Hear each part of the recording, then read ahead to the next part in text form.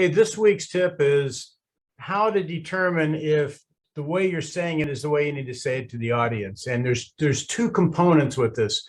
I've been getting a lot of coaching questions with the International Speech Contest that's on right now. And the two areas that I've seen a lot of interest in is one, this whole concept of acting. And on earlier tips, I've gone into great detail about public speaking is not acting. You don't start crying emotionally because something happened to you when you were 6 years old. You're 42 years old standing on the stage. You're not 6. You tell the audience what happened. You talk to them. The other thing that, and I've done a video on this one, is the UI ratio. And I get people trying to tell stories and trying to make sure they use more U's than they do I's.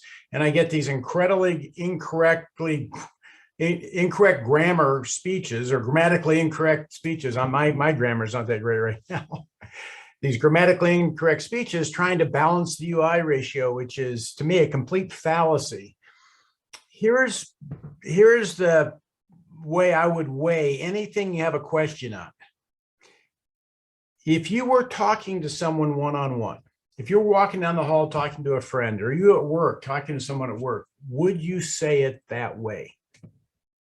Would you become emotional and start crying because something happened to you or 6? Or would you walk up to someone who you're maybe having coffee with and said, if you were watching TV with me last night, you would have seen on the show and you would have felt this, and you would have seen how that show ended. Would you talk to them that way? Or said, I was watching TV last night and this how the show went and it ended this way? You're telling it from your viewpoint.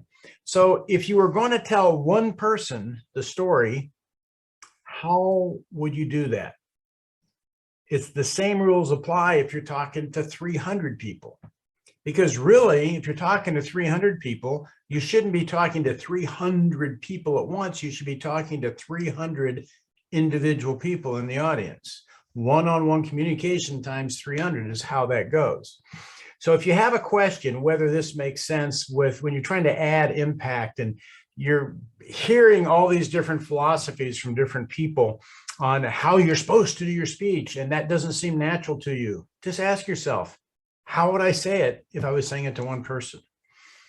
And for me, 90% of the time, 99% of the time, that comes through, that works as basically keeping the speech really centered and in the most personal delivery to the audience. Is the same rules apply to one person that would apply to 300. It's your tip for today.